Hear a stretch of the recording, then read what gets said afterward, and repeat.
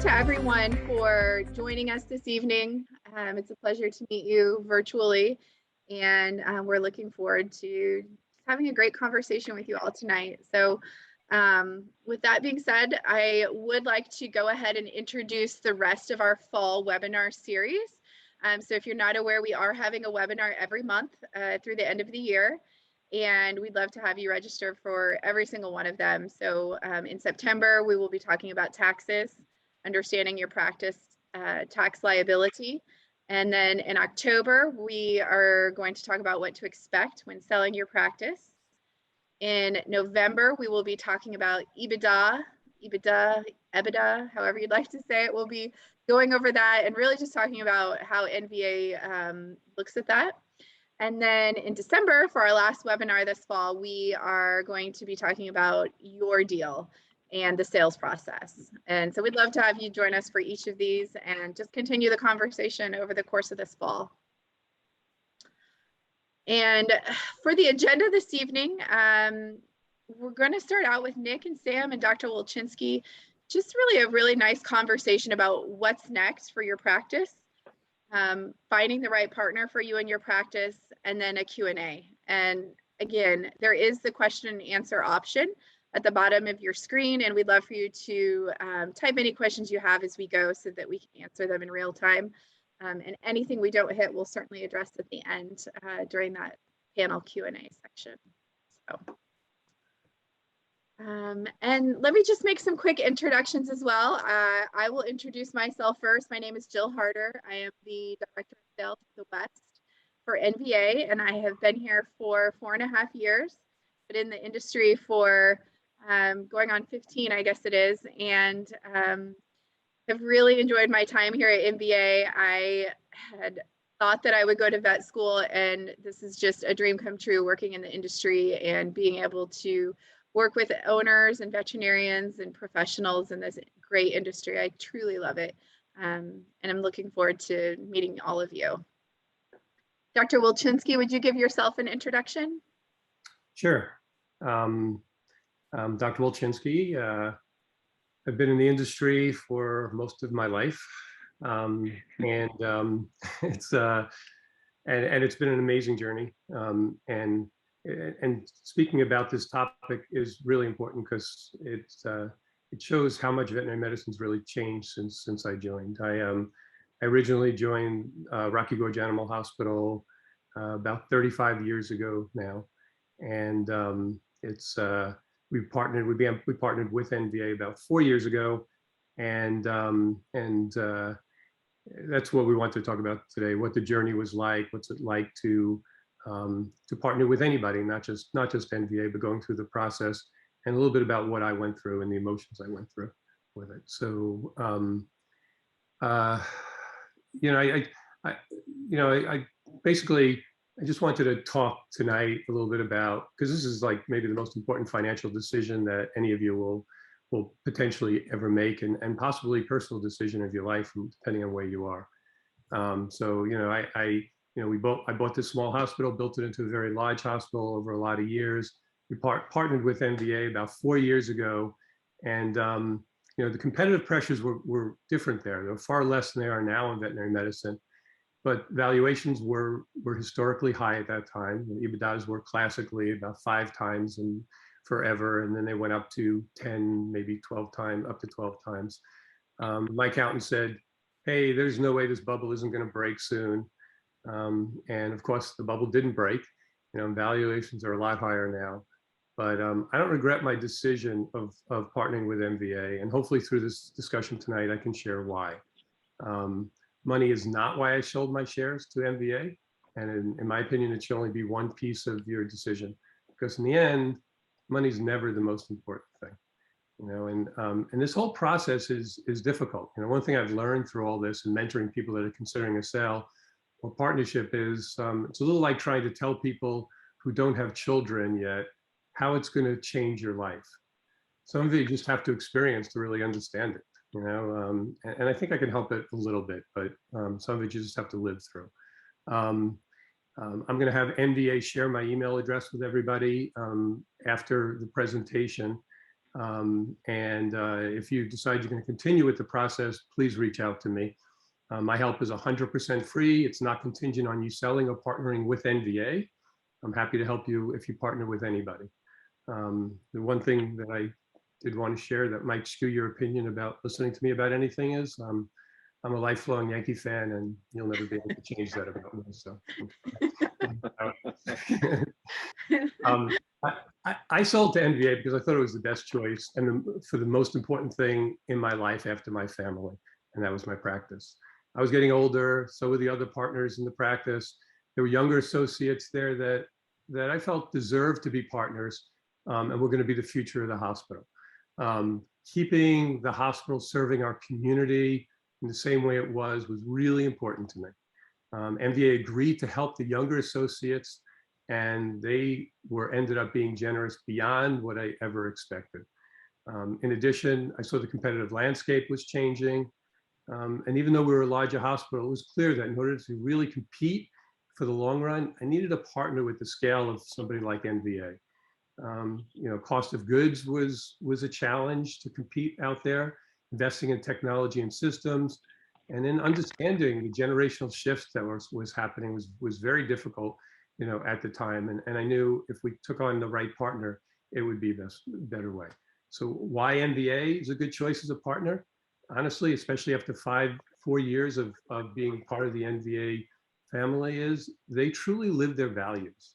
They have never, ever lied to me or anybody else in the practice about anything. They've certainly made mistakes, but they figure it out and they make it right. They hire really, really good people. And by good, I mean people that care about your hospital. They all have great pedigrees and where they went to school, but it's their heart that makes them unique. And it never, ever feels like it's about money. So there are a lot of different organizations out there that are buying practices, but please, please, please do your due diligence.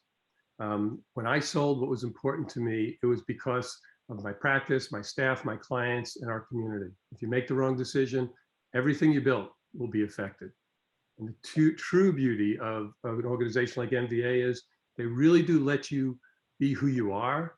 And for the most part, will let you run your practice the way you want to run it. If you want to be involved, you can be. I'm working with NVA now on developing technology and systems to make all NVA hospitals run easier. We just began a new management group with the help of the VP of the East Coast operations, Andy Krish, who's amazing. Shout out to Andy. We're not touching anyone's culture of medicine. We're just making everyone who works in your hospital's life easier on what they do every day.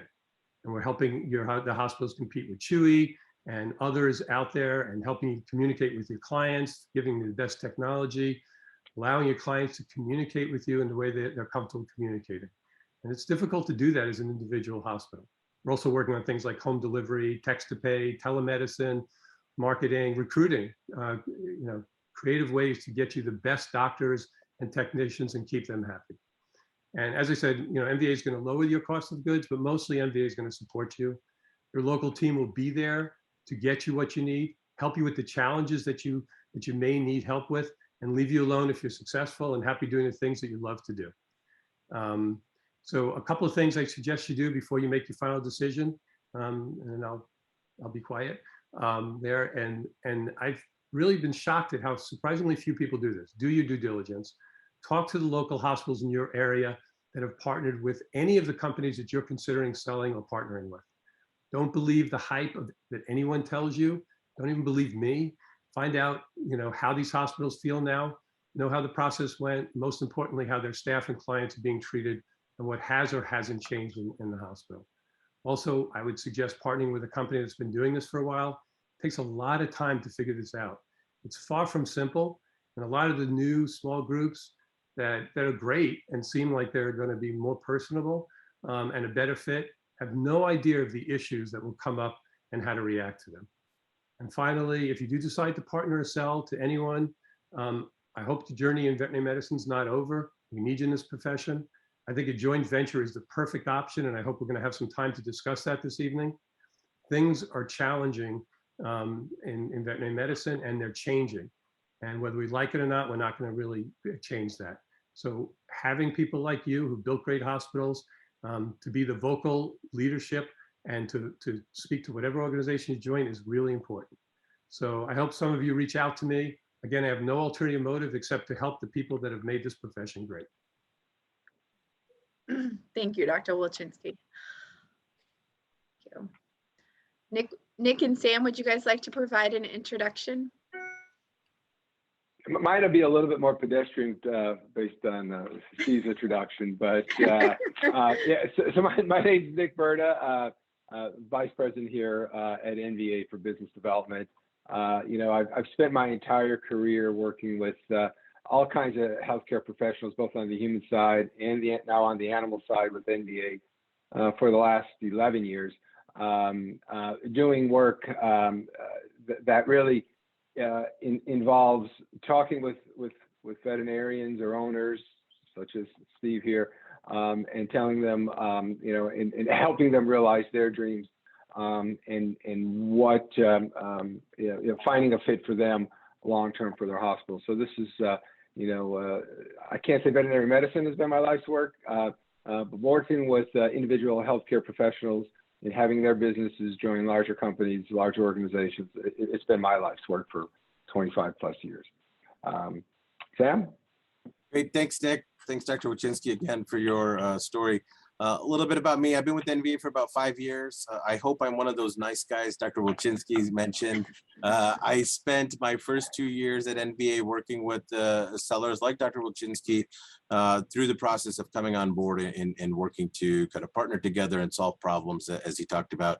I enjoy doing that. And the last couple of years, I shifted from helping post-acquisition to pre-acquisition, which is talking with potential sellers like yourself and talking about the journey and walking through all the options that are out there. And so really excited you guys have made the time this evening to connect with us. We know your time is important and we appreciate it. And hopefully throughout the evening, we can provide you good answers to your questions that you may have. So again, just as a reminder, Jill said, if you're thinking of questions as we talk, don't be afraid to go ahead and go into the chat window and put in your questions, because we'll make sure that we answer those questions for you as we're here for you. And so we want to make sure the content is as important as it relates to each one of you as individuals. So thanks again. And Jill, I'll turn it back to you.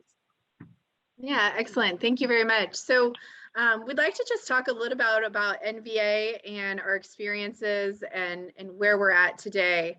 And Nick, I believe you were going to speak to this. Sure. Thanks, Jill. Yeah, we don't want to make a whole infomercial about NVA here, but just to give you a kind of level set, everybody.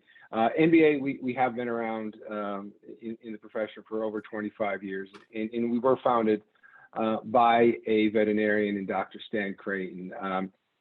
Stan, wonderful gentleman, wonderful doctor. A board certified internal medicine. And I think the takeaway there is, first and foremost, in Stan's mind, he wanted to build an organization that helps support veterinarians. And we believe ourselves to be veterinarian centric and supporting the highest standards of care in veterinary medicine. But we also believe that standards of care should be determined best by the local hospitals for their own communities. So you won't find any meddling of medicine from NVA. I'm not a veterinarian. Jill's not a veterinarian. Sam's certainly not a veterinarian. We are not a company. We are a company that supports veterinary medicine. We do kind of cover the gambit, if you would, in terms of the business lines we're in. We have a number of general practices, close to 800 now general practices in the U.S. We have a significant specialty and ER business throughout the United States, and that would include some facilities up in Canada. We are new, but growing in the equine services business. And we do have over 100 pet resorts throughout the U.S. And pet resorts measured in very large freestanding 10 plus thousand square feet facilities. No medicine, boarding, grooming, daycare, things like that. So we also have a line of business, like I said, in pet resorts. So again, a few words about NVA. Jill? One thing I just want to add, one thing I've liked about NVA is that they're not afraid to change. They've stayed to their core values, but they've altered a few things. talked to Stan not that long ago, and you join NVA, their motto is always join us, stay you, and that's been at the core and really important. But what they realized was they were doing it almost to a fault when it came to things beyond the medicine and the culture. They were doing it when it came to technology, when it came to systems and things that hospitals were struggling with. And they've changed that now, and they've helped their hospitals. And so they've listened. So, it's one of the ways I judge a great organization, that they're not afraid to change. Thanks, Doc.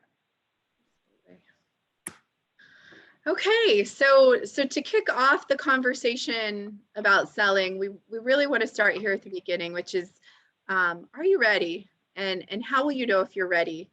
And so Sam, if you'd like to kind of start here with owner objectives and goals, and just start the conversation right at the beginning. Yeah, great. Thanks, Jill. And, I'll actually, look to Dr. Wojcinski in a second. But I think, one of the important things when you guys are looking to make this transition, I think, making sure that you've made a plan and have a plan in terms of, what are you trying to achieve? And what would you like to do to get there? And the best way I tell people is think of it as an escalator. When you were young, when I was at least, I was really scared of escalators, and the hardest part was getting on, and the biggest fear I had was getting off.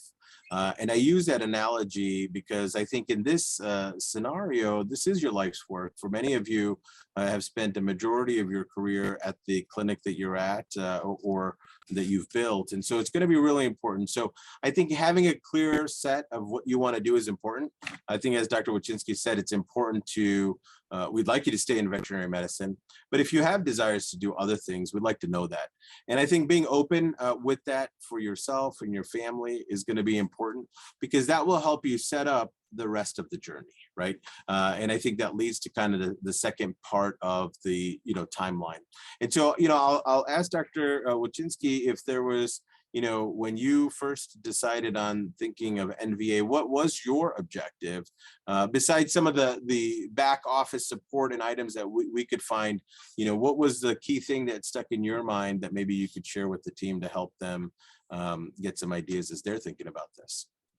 What was most important to me, as I said a little bit, was that protection of my staff, for my clients, to making sure that everybody was going to really be taken care of. And it was harder than I thought, honestly, because I thought, okay, I'm going to plan this the right way, choose the right partner, and then go into this. But I didn't realize how people would react. And I think as you get into this process, you're going to have to be sensitive to the fact that the staff might not see things the way that you see it. And even though you're looking for their future, they're gonna feel like that you're abandoning them. I always tell the story that one of my long-term great employees was there for many, many years, said to me after we had the meeting and said that we were partnering with NVA, she said to me, "You sold us like orphan children." And it was like it's a stick through my heart, right? At that moment.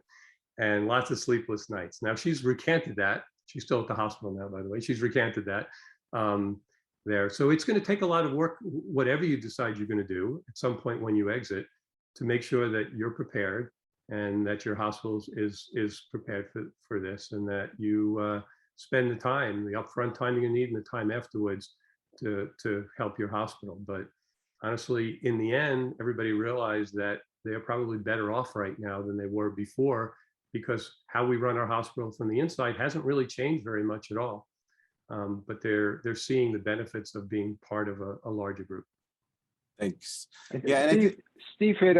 I'm sorry, go ahead, sir. Yeah, no, go ahead, Nick, please. I want to kind of add on to that. I think Steve hit on a good point and a theme that's in the slide here, and that is the emotions of selling a business, right?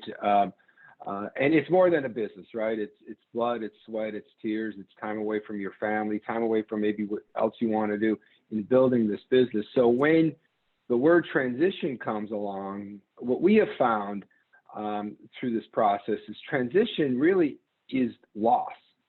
transition really is loss. And I think every owner of a business who has gone into it for the love, and maybe not simply for the idea of making lots of money, which obviously many are these days, but there is this emotional factor that you really have to be ready for. And we've seen it time and time again where veterinarians who are, we realize that, transition really means loss. And to an extent now, we actually provide support for veterinarians who have, sold or partnered with us, who are having a hard time with the loss or the transition, whatever you want to say. And we'll provide support to that individual in terms of outside resources to help them think through, why they really did it and the benefits of it, and kind of put them in a different place. But it is an emotional ride, and loss, like anybody who has gone through loss on this call, there is a cycle, right? There is a progression of how do you deal with loss, from acceptance to anger to to the end. So we always say, and I always, when I talk to sellers, I'm like, there is a moment here where you really have to have a gut check. And are you ready to do this and go through this ride? And it's folks like Dr. Wilczynski and others, and whoever you do whatever with, talk to those owners about how their emotional ride was, because you're going to have to be ready for it. It's not that you can't come out on the other side, but be ready for it. And I don't think people are thinking about it that way. I just thought I'd add to that. Sam? Yeah, no, great, Nick. I think those are great points. And, I think, that broader spectrum, Dr. Wilczynski, I go back to something you said, which kind of resonates, is where your employees feel that abandonment. And I think that, it's a natural feeling, because I think what's so unique about veterinary medicine is the people who work in our hospitals, and even for all of you who are on the call, didn't choose this profession for a financial outcome. You chose it for the passion that you have, and that stands kind of a little bit behind NVA's why, right, which is for the love of animals and the people who love them. And, but the people who love them, that are in the hospitals, that are serving every day, if they hear that the owner is considering, they get worried, they get nervous, they get scared. To them, that's their normal, right? Whatever you do in your clinic every day, that's what they're used to. And so if you come in at 7 a.m. and walk through and say a hello, that's natural and normal for them. And so any change brings fear, brings the thought of unknown, like what's happening, what's going to happen. So what I would tell you as owners, to really kind of clarify your objectives and your goals, so that you're building now your talking points or your story that you're going to share with the team when you do come to a decision. So as you're going through the journey, we're going to talk a lot about some of the things that are going to be important, but these would be those bullet points and talking points of why did you come to the decision? How did you come to the decision? And then reassure them. And Dr. Wilczynski talked a little bit about the joint venture, and we'll talk more about that. That is one way today that many people build reassurance, right? And that kind of takes me into the next part of the topic, or at least the bullet point on the screen here is, what is your personal financial plan? What are we looking to accomplish, right? We know that there is this, kind of thought out there that where the prices are high. I think Dr. Wilczynski said he thought that in 2017. And if you talk to Dr. Stan Creighton, he would tell you that they thought that in 2008 when we were founded. So that's an evolutionary thing. But why do you want to sell? What do you want to do with the money? How are you going to replace the income that you're getting from the practice? Do you really want to replace all of it? Are you looking to balance and take some chips off the table? These are all questions you should ask yourself, your spouse, your partner, friend, financial planner, to help you guys, kind of really get those outlines set up. And, I'll go back to Nick. Nick mentioned earlier today that, his job has been helping professionals in a variety of industries, make that transition. And part of that is financial planning and understanding. And so, Nick, I don't know if you have some additional thoughts you'd like to add, but I know that, we've talked many times individually about the different industries and the thoughts. And so, maybe there's some flavor here that you could share with the team that's joined us today to give them some ideas. Yeah, well, I mean, my experience on the human healthcare side, yes, it does parallel somewhat what's going on here in veterinary medicine. But I would tell you, Sam, we had talked about this, and even Steve, we've talked about this. Is I quite haven't seen the speed at which we've seen change in numbers of consolidators and in valuations, in differences in how we do deal structures, and such a seismic change, and even the demographic of the owner of our partner that has changed over the last 5 or 10 years. So yeah, lots of change, and probably faster than I've ever seen in other industries that I've worked on the human side. Great. Yeah, thanks for sharing. And I think Jill's kind of put up the next slide, which I think is important, and we'll dive into this. But before I do, I would deconstruct one element. I think I'd like to get Dr. Wachinski's opinion on, that emotional side of this, because I think the emotions are really thought of last. And what I experience sometimes with sellers today, many of them, they didn't think about it till it's too late. Right. It's like they're in the moment. They're like, oh, man. And so I think Nick talked about some of the services that we offer, some of our sellers. But Dr. Wachinski, anything that you want to add in terms of the emotional state or the thought there that you think could help, the audience today? Sure. A lot of us, we've been running our hospitals for a long time, and it's just part of naturally what we're doing. And then we've always felt like, boy, it'd be great not to have those worries and not to be in charge and not have to worry about everything. But even myself, I didn't realize how much it would actually affect me when I wasn't in charge, when decisions were being made that were maybe different than decisions I would make there. And so it does take a lot of thought. And that's where you have to decide, are you ready? And if you are ready, you have to be ready for the fact that you're going to be handing over reins. If you're not ready, then I think that's where partnerships become a good way to do that, because you can partner with MVA, take some of the financial benefits of something you've grown for all these years off the table and have that and invest it in something else, and yet still go for the ride and the growth that you're going to likely get by partnering with MVA and do that. And you'll still won't lose that control that so many of us say we don't care about, but we deeply care about it. And it's been tough for me. It's been way tougher than I thought. I thought I was ready to let go, and my wife laughs at me all the time about it. Yeah, thanks, Dr. Wachinski. And I think that's a great thought. And as we go to the next slide, I'll say that when you think about that thought of can you let go or can you work for someone else, I think that's where whoever you partner with, again, we're happy that you've joined us, and we hope that we can help you in this journey. And at the end of it, if we're a choice, that's great. But if not, we want to help you make the right choice. And so, that thought of who are you working with, how are you partnering with them is important. I think for NVA, we think partnership is very important. And we believe in transparency. And as part of that transparency, in any journey that you enter, we want to give you kind of what's it going to look like, right? And my son is going to have a medical procedure, a minor one. He's going to be fine. But today I spoke to the hospital, and I was really touched because they walked us through those steps, right? And helped me understand, okay, here's what's going to happen, then here's what's going to happen. Again, things that you probably do every day in the hospitals with your patients. And so hopefully this next slide, is your practice ready, will help you think about it, right? And so we've kind of broken it out into the financial element. I think we've talked a little bit about the emotional side of it, but on the financial side, there's two parts of it.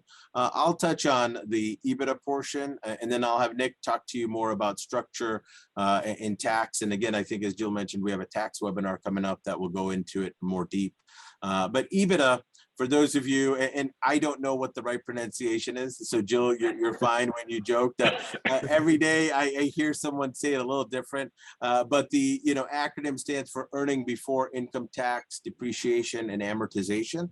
And really, the best way I like to explain it to potential partners is it's what is the net income of the practice, right? And so we use this formula, which is kind of accepted GAAP accounting standards, but you may know your EBITDA without even knowing it, right?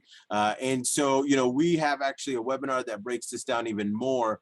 But what's most important here is to understand the true financial picture of the practice. And what I mean by that is, you may be paying yourself, taking distributions because your accountant told you, or you may take a very high salary because your accountant told you to do that. What EBITDA does is it normalizes your cost structure to be comparative to another hospital, right? And so what's important in understanding EBITDA is what are those ongoing recurring costs and what are those maybe non-recurring costs, right? So today you may use a vehicle that belongs to the clinic and you use it to do house calls as well as personal use, totally fine, accepted by the tax code. However, in the future, you may not need that car because we don't provide cars. Dr. Wojcinski will tell you that we can't do. We'll provide you money, hopefully, to buy a very nice car, but those would be considered add backs, right? And so we'll talk about that more in detail. And again, if any of you have questions there, I would definitely, encourage you to ask. But then the next point is what are the margins, right? One thing that's important from our perspective is we buy what you are, not what we think you can be. So there is no particular right margins. If you want to look at the industry average margins, AVMA guidelines will tell you 18 to 20%, but they could be very different depending on the size of the hospital, services you're offering. You could have single digit margins, you can have double digit margins. And the point here is just making sure that your margins are where you believe they are and where they should be. There are ways obviously to make sure that you can improve margins through buying better, cost of goods, et cetera. And we talk a little bit more again about that. But, I think the margin factor is if you're historically, for the last 10 years, an 8% margin hospital, you can't make it a 20% margin hospital overnight, right? Without something maybe not connecting, and vice versa. So these are the things that you would want to ask yourself. Where are you at? Is that where you want to be? And many of you are part of VMG groups or other groups that probably you've done this exercise. But I would encourage you to ask whoever you're working with to give you comparisons. We're happy to do that, and we show folks how you align up not only in the nationwide spectrum but in your local spectrum. Because the way a hospital might operate in, say, rural Illinois, I'm from Illinois, is very different than the way a hospital operates in Chicago, Illinois. And we can show you those comparisons. And you should compare yourself to see how you're doing and where you could improve. So that's a little bit of what I would say. Nick, if you want to add a little bit more color on what you think is important, would be great. Sure. Yeah, kind of under the heading of this slide is your practice ready.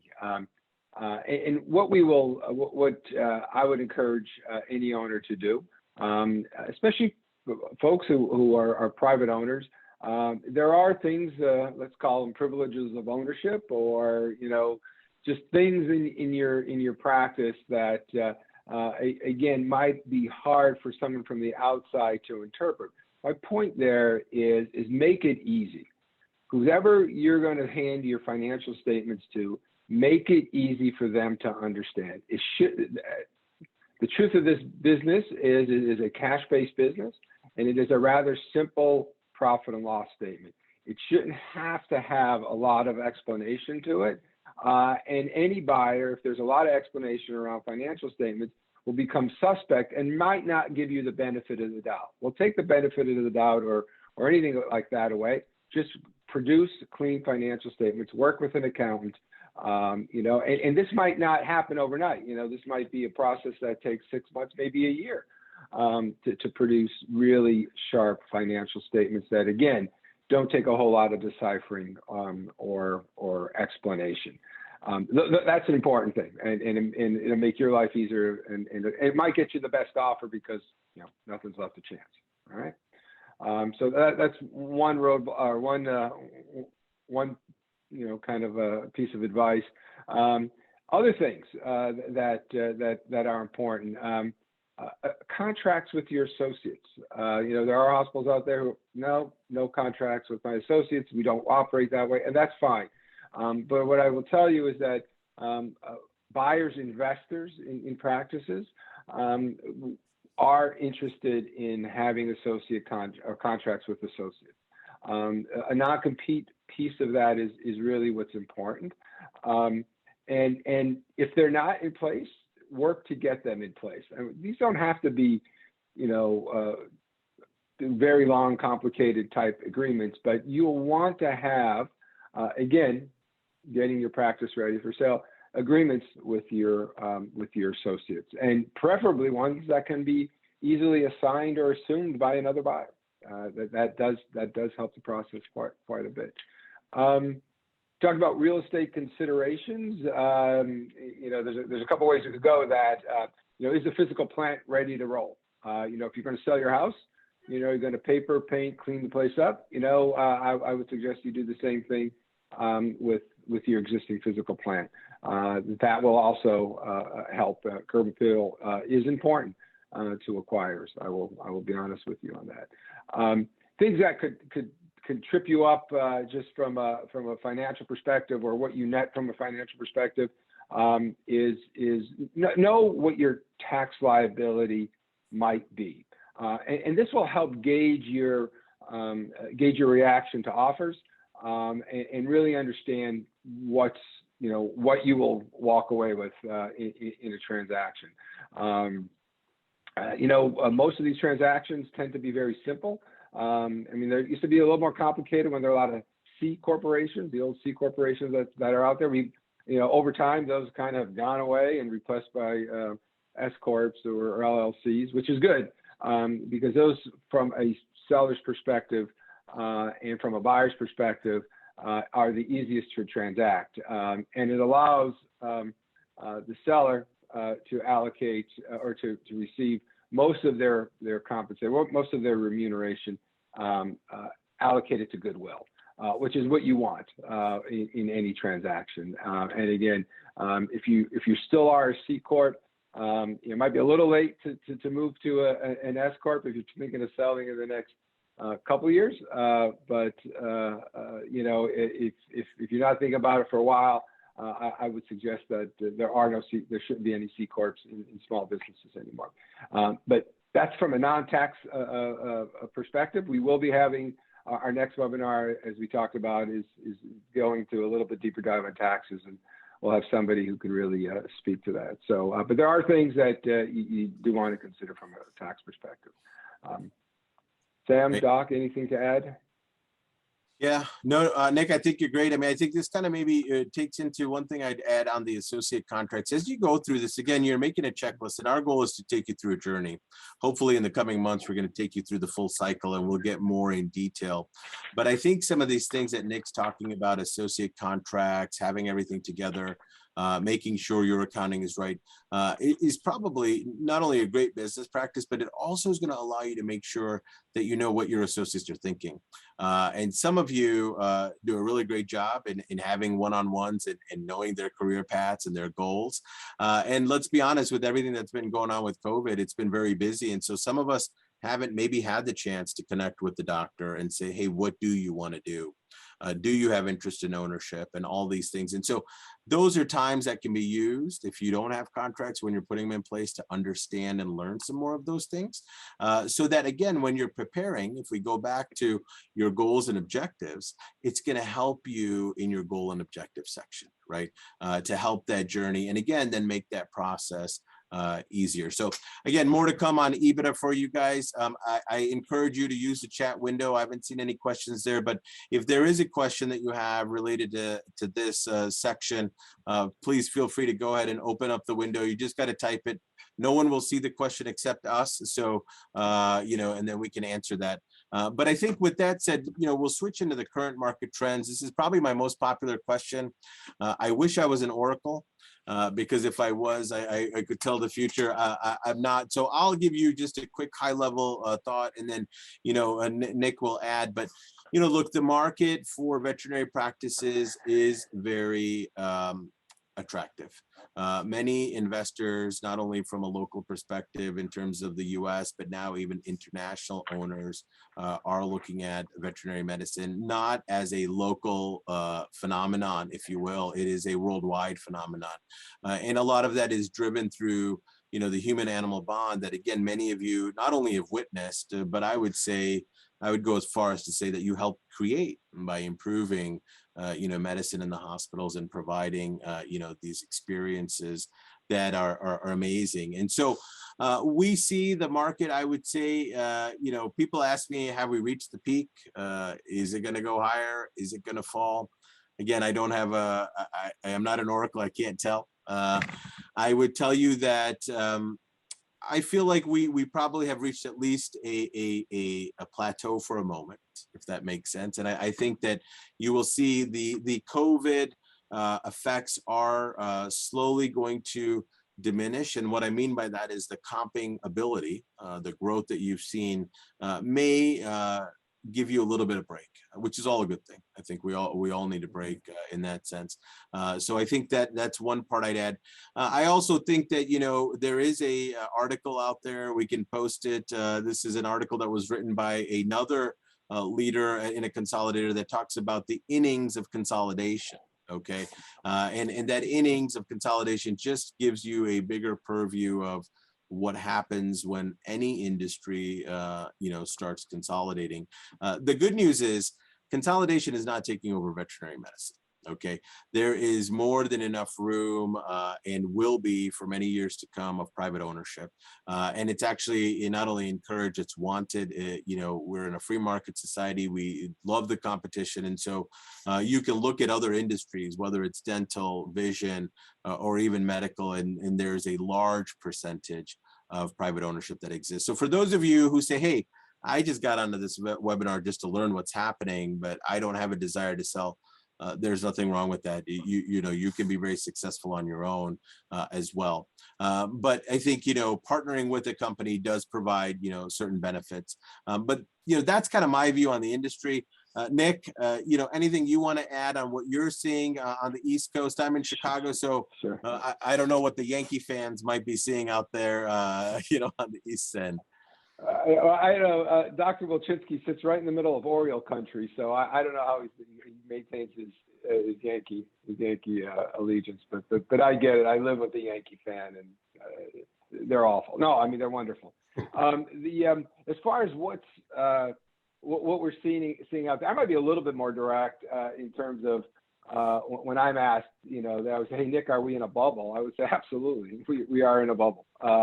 A bubble for valuations, no doubt, and the bubble will burst, and we probably know how it will burst, but we don't know when. Right now, I would have bet 15 months ago a worldwide pandemic would have burst the bubble, and I guess I couldn't have been more wrong than that. But a couple of things are driving valuations aside from just the fantastic industry and profession that we're in. But when you look at why this is attracting a lot of outside investors, it's really, there's two things. One is money is still cheap, or it's almost free, right? So there's a lot of money that's going to find its way into basically a cash-based business. And the other thing is one that shows incredible organic growth. I mean, every hospital out there, forget about COVID, even pre-COVID, when we look at hospitals and if they're not growing their top line revenue 5, 6, 8%, we all of a sudden became like, what's going on? Why aren't they growing 5, 6, 8%? So that's an incredible growth rate when you think about it for basically what is a mature industry. So two things that will burst the bubble. One is money's going to get really expensive. And two, these organic growth rates will kind of slow down. Now, if I knew when that was going to happen, like I said, I wouldn't be talking to you guys on this webinar. I'd be like on my boat, my yacht somewhere. I don't know, but the truth of the matter is I do believe that there's this bubble going on. So, yeah. Thanks, Nick. And I think, to that point, the tax implications may also affect that, right? I think there's a lot of concern out there. What's going on with taxes in 2022? We don't know. I mean, middle of the year, there was a lot of clamor and chatter that the capital gains may change. We have not seen anything we consult with a variety of folks in the industry, in the tax industry, if you will, and we haven't heard anything. So can't speculate on that. I mean, our capital gains tax going to be changed. There's a potential. There's a lot of stimulus, a lot of money that's been injected. And so, you know, I think that that's something to be concerned with. But more importantly, again, than tax structure, I think, you know, and you can join our tax webinar to learn more. It goes back to what's your financial plan? What are we looking to accomplish, right? And, you know, that I think it ties into, at least from my view, and Dr. Wojcinski, I'll come to you in just a second, but, you know, this is where the joint venture option is a unique option. You know, when we first started buying hospitals, Dr. Creighton will tell you, most of them were pretty simple transactions. You know, it was 100% sale, partially financed by the seller. The seller worked for 2-3 years, and then he retired. And I say he because the majority of veterinarians at the time were he. Well, you fast forward in 2022, we have a very diverse group of ownership, you know, from young to old, male, female, you know, various backgrounds, and their plans are different, right? People are having different plans at different times in their life. And so, you know, the joint venture option was designed to kind of fill that void, right? Because you may be at a point where you're not ready to sell, but you're like, hey, there's, you know, I've been taught to be safe and diversify, and maybe this is a way to do it. And that's what a joint venture option is. We won't go into a lot of detail here, but I encourage you to ask questions, because there is no one way to do a joint venture. There's multiple ways, and there's multiple ways to structure it. Again, based on where do you see yourself, right?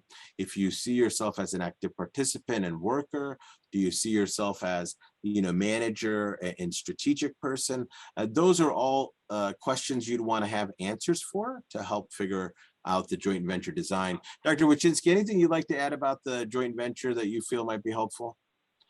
Sure. First on, I'll just add one thing on the tax side. Taxes, unless you're really considering, taxes should not be a consideration of why you sell or don't sell.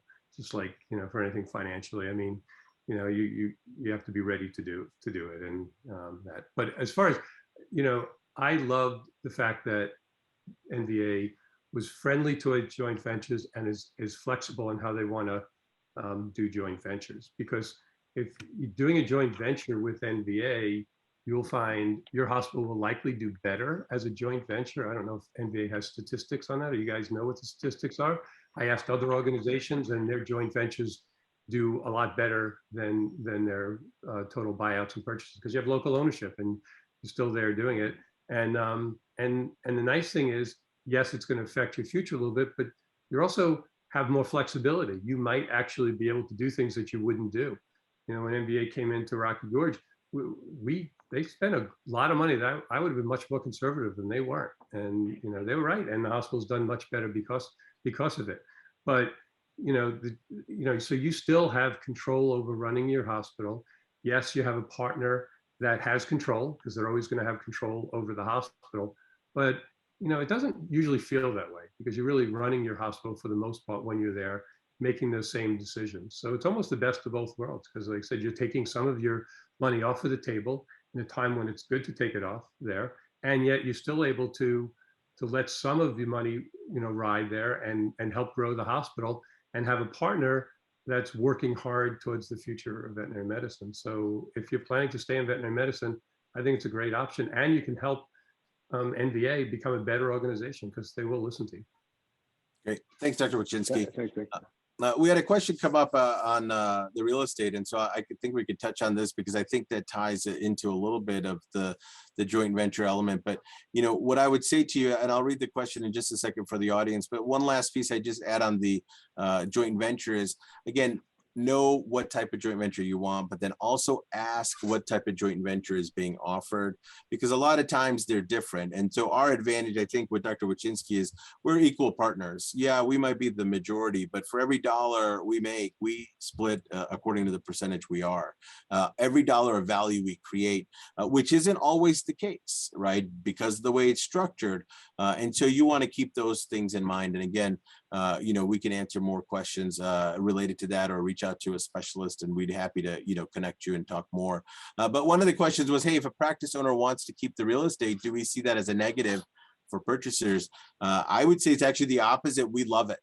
We want our owners to have a vested interest, right? And so owning the real estate is a form of joint venture, right? You have a vested interest in the success of your practice even after you sell it, because now you're our landlord.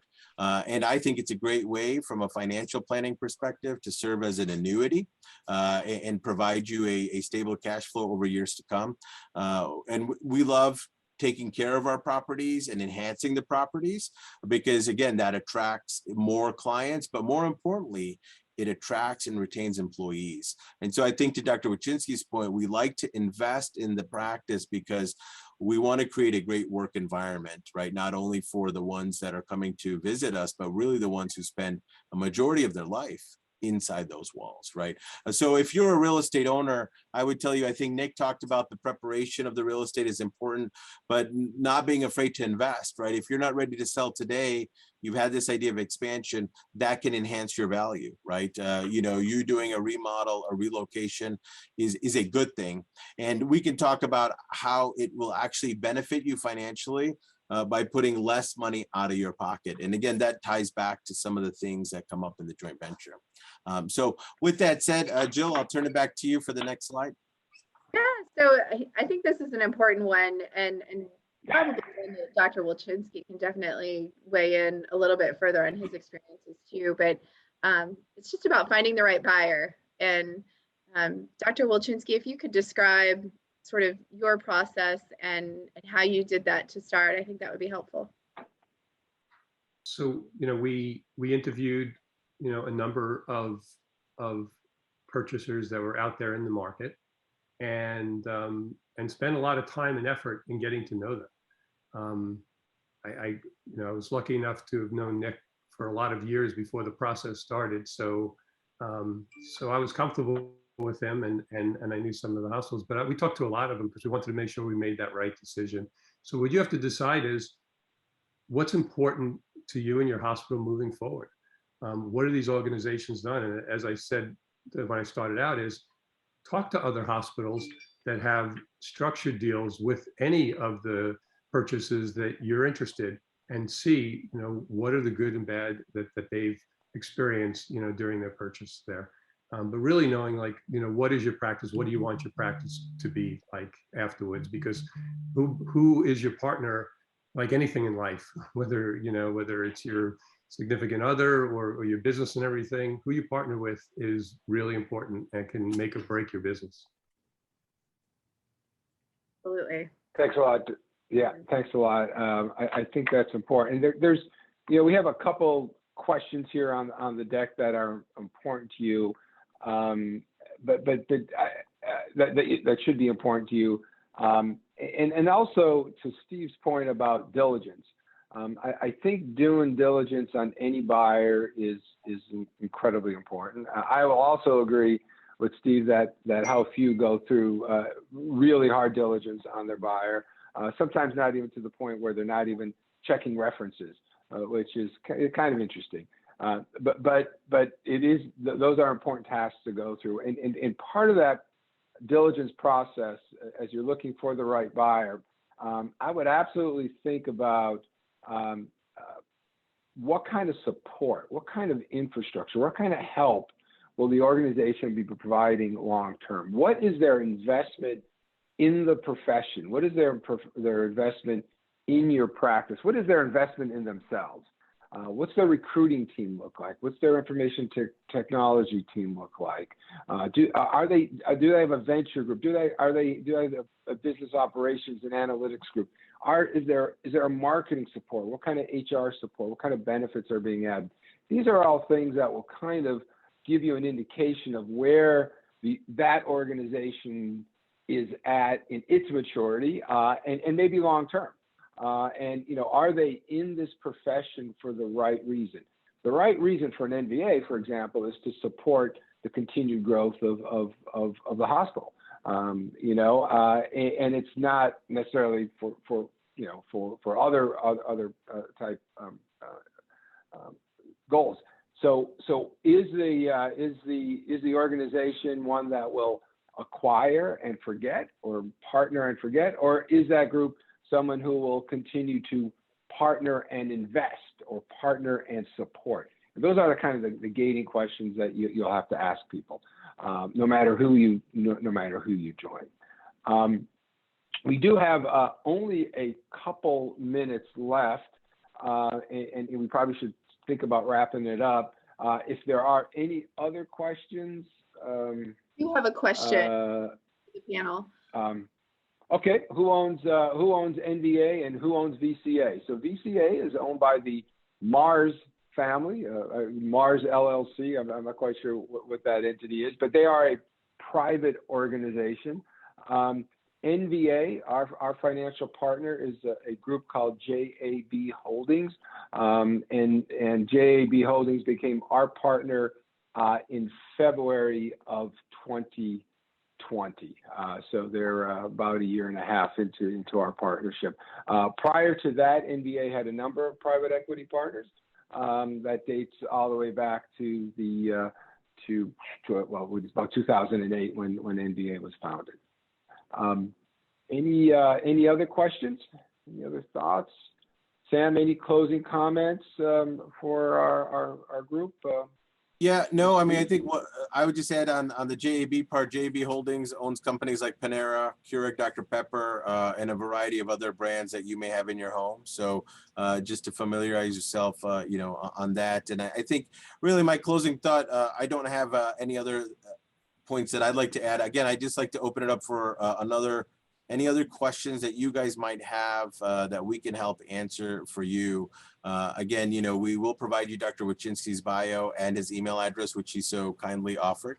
We wouldn't normally do that, but thank you, Dr. Wachinski, for offering that. And again, I just go back to, what we started with is, what is the plan?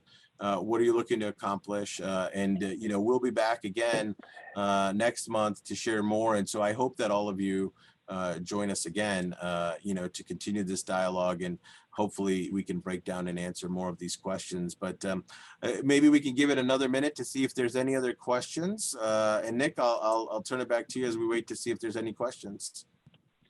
Yeah, no, I'm good at my end. We hope you join our taxes webinar in a month. I mean, it's hard to become to hide what that's going to be about. That will weighs on everybody's mind these days. And you're making me work on my birthday, I see. The when to sell your practice is on my birthday. So maybe if you guys all join, we'll have some cake together. I would, awesome. Dr. Wachinski, thank you so much for making the time this afternoon, your personal time to connect and be so open with our team. It was really a pleasure to have you. Any thoughts you'd like to share before we close out? And I want to thank Jill before Dr. Wachinski just for hosting our call and putting it together. And I hope that everyone found it helpful. There is a question that came up. So Dr. Wachinski, I'll let you share your thoughts and we'll take a look at this question after you're done. No, I just wanted to say thank you. Anybody who really wants to reach out, please, I'm happy to help. I realize how stressful and difficult this process can be. And even just through this seminar, more questions will probably come up in your mind. And any way that I can help, I'm certainly happy to help in any way. So thank you. I appreciate you letting me join. Great. Thank you. Jill, you want to share the booth info? Yeah, so we'll be at Western Veterinary Conference here in about a week and a half, and we'd love to see you. If you're going to be attending, stop by our booth and reach out to us and let us know. So looks like we might have one more question. Steve, are the Yankees going to win the World Series? Not over the Phillies. I'm sorry. Did you need to answer that, Steve? I think it's going to be tough. Pitching always wins. So honestly, it's going to be tough. So. But I'm not sure. I'm not sure about the Phillies. Well, I'm sure about the Phillies. They won't. All right. Well, we're happy to stay on for a few more minutes, the panelists, in case anybody else has any outstanding questions. And yeah, it looks like folks are logging off. So okay, good. All right. All right. Thanks, everybody. Thanks, Jill. Thank you. Have a great evening. Thank you. Bye, guys. Thanks, everybody.